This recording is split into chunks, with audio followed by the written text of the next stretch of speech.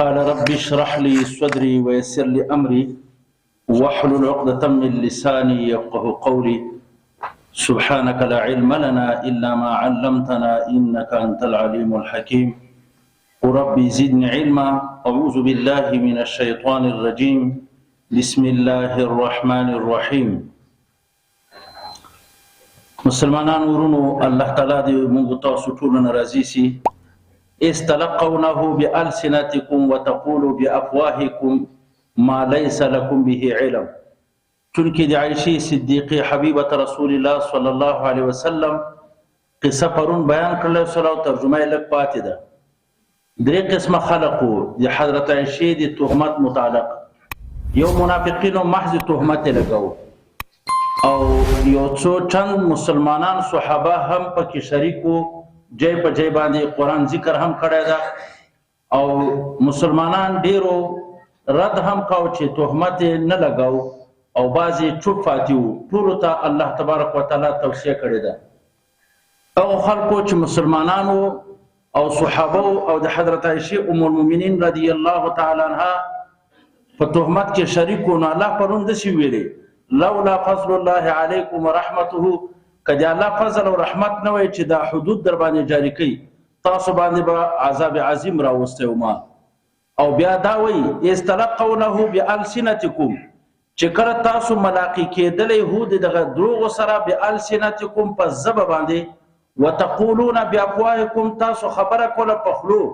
ما ليس لكم به علم هغه خبره چې تاسو لپاره په دې باندې علمي یقیني او حجت نو تاسو په نس باندې دا خبره ډیره وړه کار کېده خو یو زنانه ده راځه تهمت په ولګوا الله سوي وتحسبونه تاسو دا ګمان کو د دروغ لره حینا ذنبا صغیرا چې دا وړه ګناه ده وهو عند الله عظیم دا ګناه ډیره لوی ده په نس الله باندې. تاسو ولې د شکاو چې تاسو په خلی باندې تعبیر کو چې دا خلی باندې اسانه ده دا خبره خو د الله په نس باندې دا یو عظیمه ګناه و. ولی تاسو د شي په یو پاک دمنه بیبي چې مسلمان وي او تاسو دا تهمت ور باندې ولګاو وهو عند الله دا دروغ او تهمت په نزد الله باندې عظیم عظیم ده یا د ګناه صفت کې دا په نزد الله باندې عظیم جرم عظیم ګناه یا وهو دغه دروغ عند الله عظیم العقوبت دا چې دروغ په مسلمان چې د مسلمان وقار ختميږي او عظمت ختميږي په نزد الله باندې دیو عظیم عقوبت حقدار ده چې عظیم عقوبت او عذاب الله ورکیغه. ولولا ان سمعتموه دا هغه خلکو ته چې چوپ ولې پاتې سولې تاسو الله وی چې عائشة متعلق چا خبره کوله د تهمت لولا ان سمعتموه ولې چې تاسو کله اوریدلې وې دا دروغ قلتم تاسو بویلو ما يكون لنا ندی مناسب موږ لره ان نتکلم بهذا چې مون خبرو کو په دې دروغ باندې سبحانك فاکده تعالی هذا بهتان عظیم د څه بویلو چې دا یو لوی ګناه ده یو لوی دروغ دی چې موږ یو مسلمان عزت ختمو او په یو پاک دمنه بیبي باندې د څه تهمت لګو. تاسو ولې دا خبره نه کولې چوپ پاتې کېدلې ښه تاسو به دا ویلو سبحانك فاکده تعالی یا الله هذا دغه دروغ بهتان عظیم دروغ ډیر لوی دروغ دی ښه. اوس الله تبارک وتعالى ټول عمومي خلق مسلمانانو ته نصيحت کوي علاوه چې ګوره اوس چې څه وصل پښتو کې د ویل کېږي خو دې نه بعد خیال کوي چې بیا د څه تهمت ته بیا معاد نه صحیحه يعظكم مناکی تاسو لره الله يعظكم الله مناکی تاسو لره الله نصيحت کوي تاسو لره الله ان تعودوا چې تاسو را معاد سي لمثله په مثل دې دروغو بیا د څه دروغو تر رمعاد نسي ابدا په ټول اوقاتو کې خیال مو وی ګوره چې اوس څه وصل پښتانه وي خیر د اوس وصل خو بیا د څه دروغ ته بیا راو فاس نسي چې پاک دمنه بیبي او پاک دمن سړی باندې تهمت ولګيږي بغیر د تحقیق نه تاسو دروغ وي او تهمت په لګوي چې بیا دې ته خیال نسي او بیا رمعاد نسي ښا. يعظكم الله نصيحت کی تاسو لره الله تعالی مناکی تاسو لره الله تعالی ان تعودوا چې تاسو را معاصي لمثله په مثل دغه قول قبیح باندې ابدا په ټول اوقاتو کې ان کنتم مؤمنین ک تاسو مؤمنان یاست نو تاسو د قول قبیح ته بیا راو فاس نه صحیحه علاوه يبين الله بياني الله تعالى لكم تاسو پر آیتونه داسې آیتونه بیانوي چې دال دي په قبح د دغه دروغو په قباحت د دغه بهتان باندې داسې آیتونه الله تبارک وتعالی موږ تاسو ته بیان کړل. والله علیم، الله تعالی علیم ده په قباحت د دغه دروغو باندې، حکیم د الله تعالی په وضع د حدودو کې په داسې اقوالو باندې چې یو سړی مسلمان باندې عزت باندې ورتیر کړی شي نو هغه ته حد الله مقرر کړی، په دې کې د الله خپل حکمت ده. واورئ ورونو، یو سړی په چا باندې تهمت لګوي، یقیني وي چې دروغ ده، او یا د یو تهمت زنا لګوي ګواهان نه لري، دا سړی دی آیات کې داخل ده. دا صرف او صرف معاصي فواحش دا خپروي، لکه نشر و اشاعت چې څوک د ګناهونو کوي دا په اتفاق سره مجرم ده، ګناهګار ده. کوم سړی چې په مسلمان باندې تهمت لګوي، په ادارې کې یو کس ده غلطی نه ده کړې، تهمت ورپسې وایي بغیر د تحقیق نه، دی ګواه نه کوي، یوه ته وایي یاره پلاني خو داسې کړي دي، اوس حقیقت او ګواهان نشته، دته علم نشته، دا په دې آیات کې داخل ده. ان الذين هغه کسان یحبون چې دوی محبوبه ګڼي ان تشیع الفاحشه چې خپره سي ګناه فاحشه فی الذین آمنوا، په هغه کسانو کې چې ایمان راوړی، یعنی په نیمو تاسو په دې اداره او دغه علمي درسګاه کې یو کس مجرم نه ده، خلک جرم تعبیروي او یو نه بل ته ګواهان نشته، تحقیق نشته ده، نو الله وایي دا د فاحشې خپرېدل دي، دا د یو تهمت خپرېدل دي. نو الله څه وایي؟ ان الذین یحبون، هغه کسان چې دوی محبوبه ګڼي ان تشیع الفاحشه چې یو ګناه خپره سي فی الذین آمنوا، په دې درسګاه علمي درسګاه کې، نو الله وایي لهم عذاب علیم، دوی دپاره به عذاب دردناک وي په دنیا، په دنیا کې ګوره که چا باندې تهمت ورکېږي، درو باندې به وهل کېږي، شهادت مردود ده، والآخرت عذاب شدید ده، په آخرت کې چې اور ده، یعنی دا به اور ته هم داخلېږي په آخرت کې چې بې تحقیقه تهمتونه د مسلمان په عزت باندې لګوي. ګوره د مسلمان عزت الله ته ډېر محبوب ده. والله یعلم وانتم لا تعلمون، الله ښه عالم ده چې تنفیذ د حدودو یې کړی، وضع د حدودو یې کړی. وانتم لا تعلمون، ستاسو عقلونه قاصر دي، درک دې نشي کولی، خلقو ته تعظیم ښکاري، نو دا ډېر بېوقوف دي چې حد ته تعذیب وایي، حد زواجرو نه ده، خلق منې کوي د ګناهونو نه، دا تعذیب نه ده، تعذیب حقدار صرف ذات خدای ده، هغه به عذاب ورکوي. الله بیا وایي لولا فضل الله، که نه وای فضل د الله تبارک وتعالی علیکم په تاسو باندې او رحمت نه وای، نو لعذبکم قبل الوعظ، تاسو ما عذاب درکړو مخکې د دې نه چې تاسو زه نصیحت وکړم. الله وایي خدا د خدای فضل ده در باندې، رحمت د الله تعالی ده چې عذاب مې درته درنه کړ، مخکې مې درته بیان وکړ، خلق مې منع کړلی او په کار د بیا داسې کار ونه کوي. که د خدای فضل نه وای نو تاسو باندې به عذاب مخکې د نصیحت نه مسلط کړی و. وان الله رؤوف الرحیم، الله مهربان ذات ته. اوس عمومي الله تبارک وتعالی وایي چې خلکو دا تهمتونه په خلکو باندې لګول، دا خو یو په معاشره کې فساد پیدا کوي، بدګماني پیدا کوي، اختلافات پیدا کوي. یو محاسب په بل محاسب باندې وچ په وچه تهمت لګوي بغیر د حجت او بغیر د دلیل نه، دا په محاسبینو کې په خپله باندې یو فساد ده. نو الله تبارک وتعالی وایي چې دا محصل یا دا استاد یا دا کارمند چې یو بل سره متهم کوي، دا په نقش قدم د شیطان روان ده او تابع د شیطان ده. او الله وایي چې شیطان خو ستاسو دشمن، پلارنی دشمن ده. شیطان زموږ پلارنی ځکه دشمن ده چې آدم علیه السلام د جنت نه د لویو نعمتونو نه خو ده رامنفک کړ. لهذا الله اوس وایي یا ایها الذین آمنوا، ای د ایمان حاملانو، لا تتبعوا خطوات الشیطان، تاسو اتباع مکوئ د آثارو د شیطان.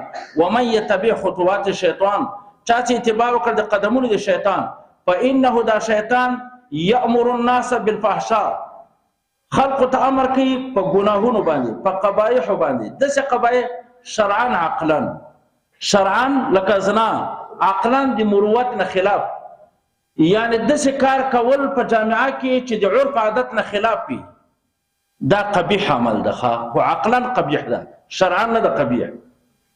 لکه یو سړی یو قانون نشته ده، محاسبینو کې یو رواج ده، په خپلو په کپړو باندې خطونه لیکي، دا رواج نشته ده، دا قبیح عقلا ده. ولې لیکي؟ زیادې کپړې ده، سړی ښه نه ښکاره کېږي، زموږ تاسو معاشره نه ایجابوي او عدل او انصاف ویم دغه خیانت ویم دغه ته چې معاشره کې یو عمل نه وي او خلق یې ایجادوي، دا قبیح عقلا ده، اگر که قبیح شرعا نه ده. خو دا قبیح شرعا هم ځکه ده چې ضیاع د جامو راځي ورباندې، او ان المبذرین کانوا اخوان الشیاطین.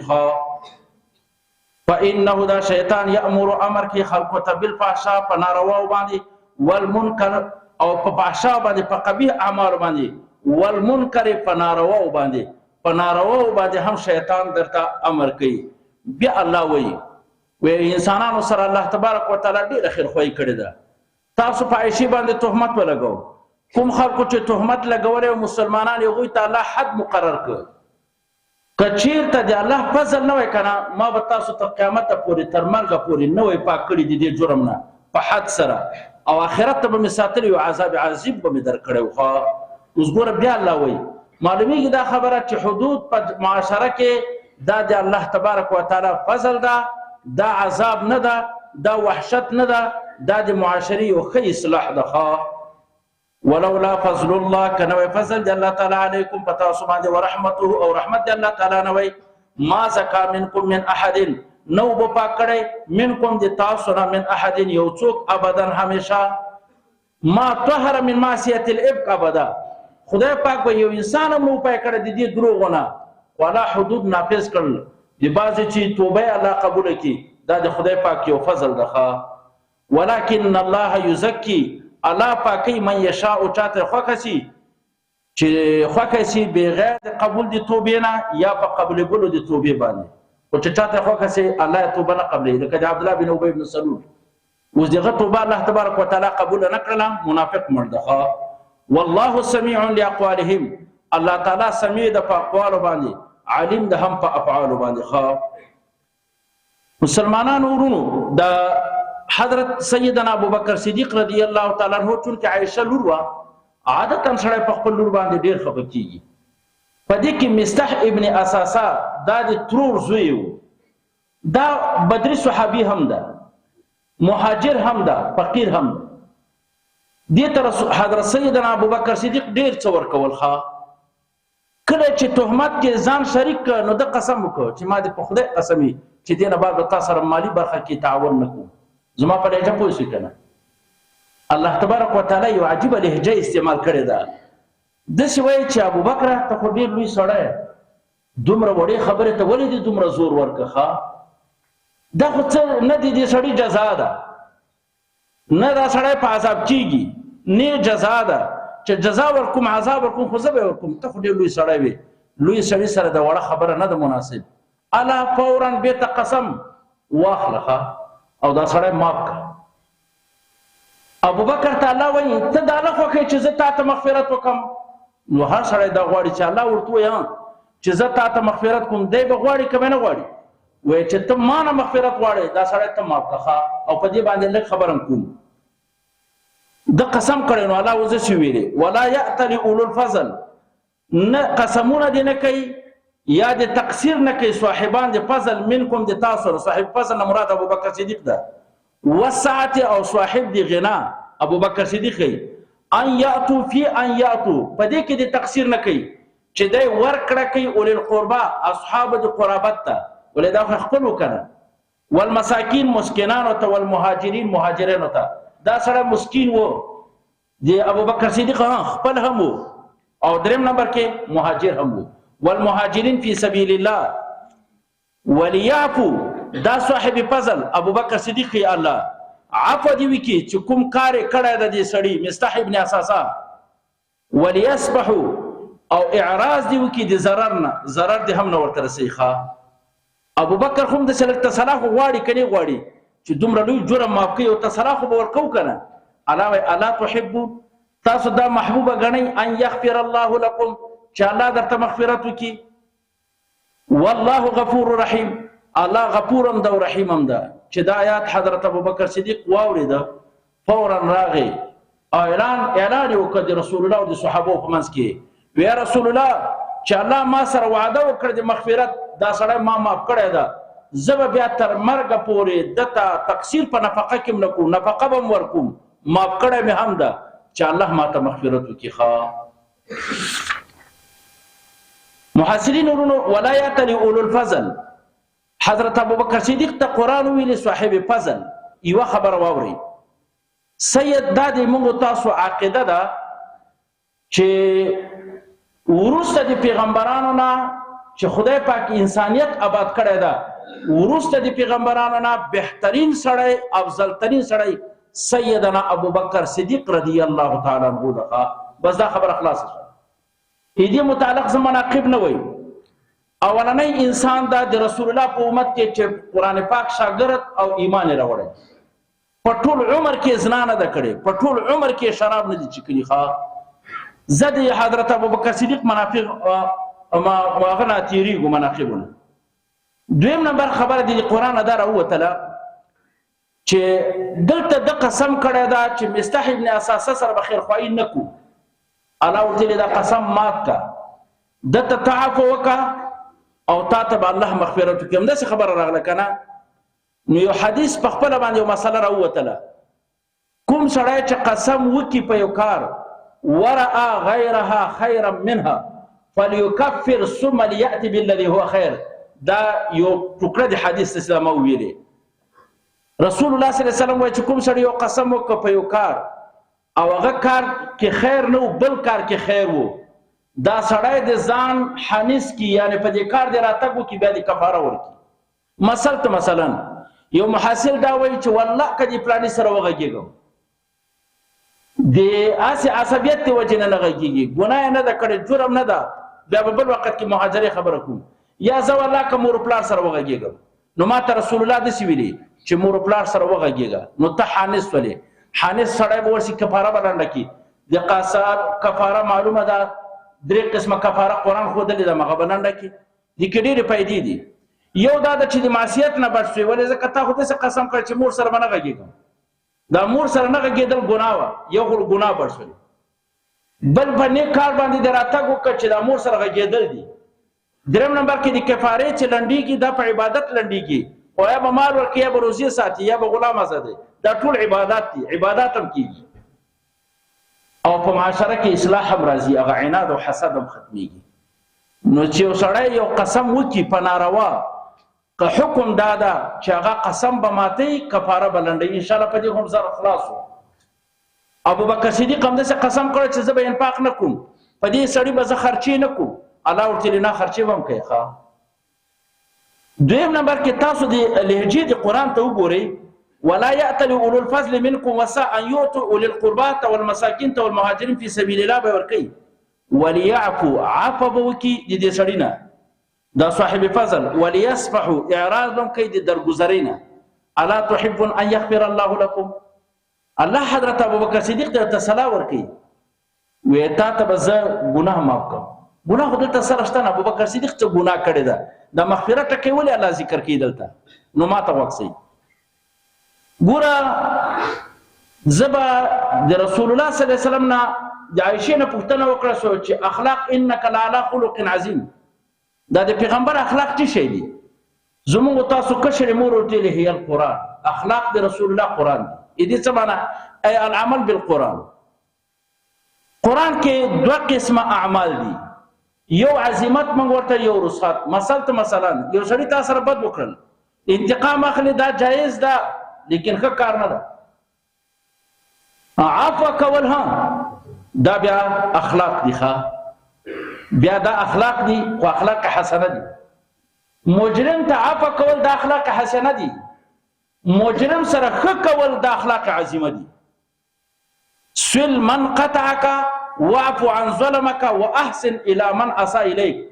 بل د اخلاق تعبیر د رسول الله دا ده، سل من قطعک، چا تعلق در سره کاټ کاو ته به وصال کوي. خپل اقاربو کې دا محصلین دي، د ادارې کارمندان د خپل منځ کې تعلق کاټ کوي. اخلاق دغه دي د رسول الله. سل من قطعک، څوک در سره تعلق کاټ کوي ته به وصل کوي. څوک در سره ظلم کوي، واعفو عن ظلمک، ظلم به ورته معاف کوي. خو واورئ، واحسن الى من اساء، تر اوسه پورې کته عفو وکړه، یا چا بیکاټي تعلق د سره کاټ کاو ته ورته ولګېدې، وصل د ورسره وکړه، یعنې خپلولي د ورسره بیرته را پیدا کړه. دا اخلاق حسنه دي. دا دریم ټکی اخلاق عظیمه دي. واعفو عن ظلمک واحسن الی من اساء الیک. څوک چې در سره بد وکړي ته به ورسره ښه کوې.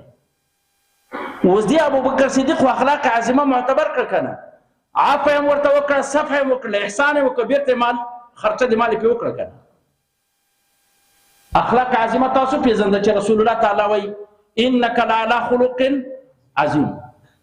د موږ تاسو په عرف عادت کې دې ته اخلاق وایي چې یو ګاونډی خپل دغه د سره ښه کوي درځي ته هم ورځې که نه درځي. دا کفاف ده، خدانه اخلاق دي، هېڅ شی نه ده. دې ته کفاف وایي، سر په سر خلاصېدل او ګناه.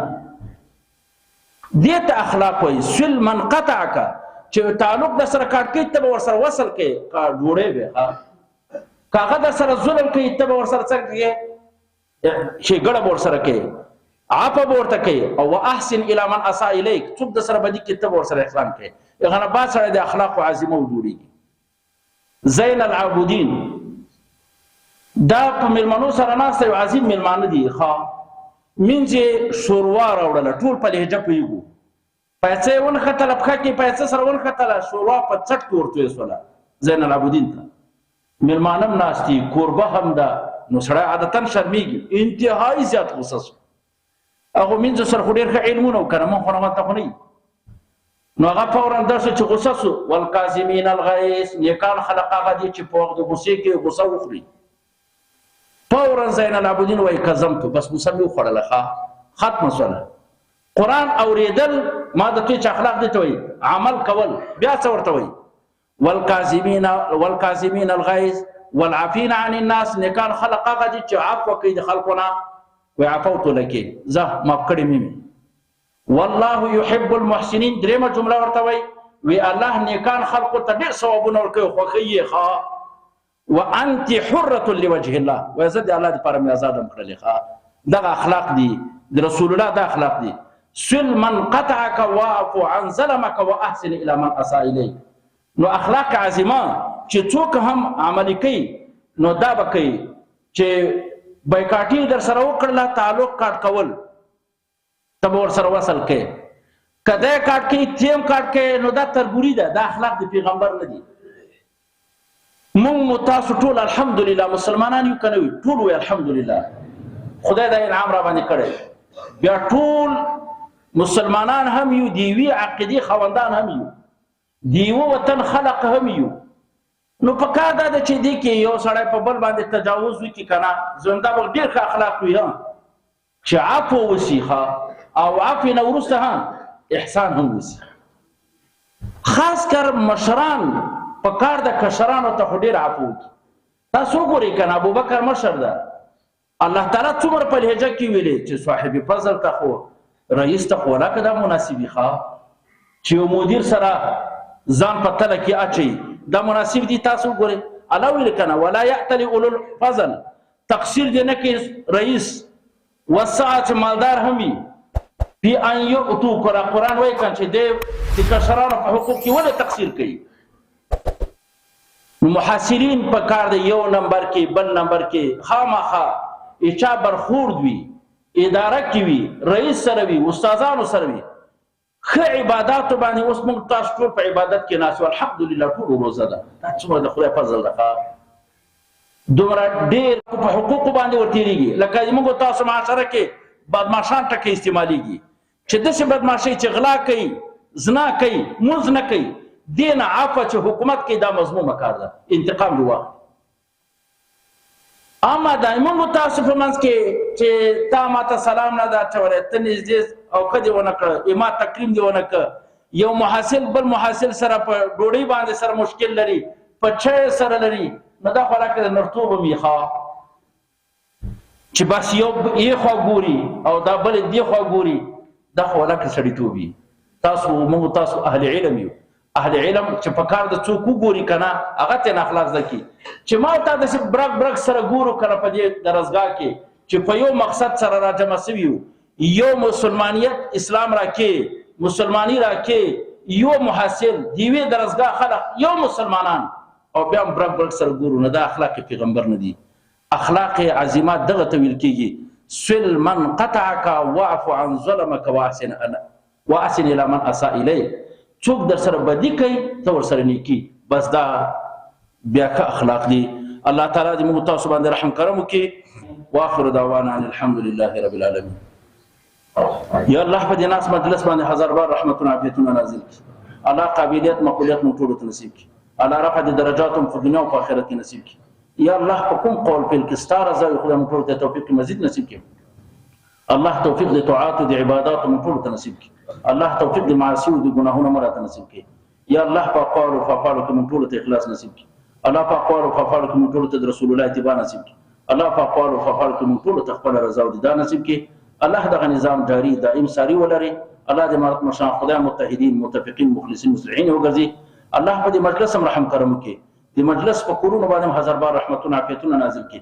د دې مجلس د قران په خاطر د رمضان په خاطر ټول مقاصد شریعه مو سره پوره وګرځي.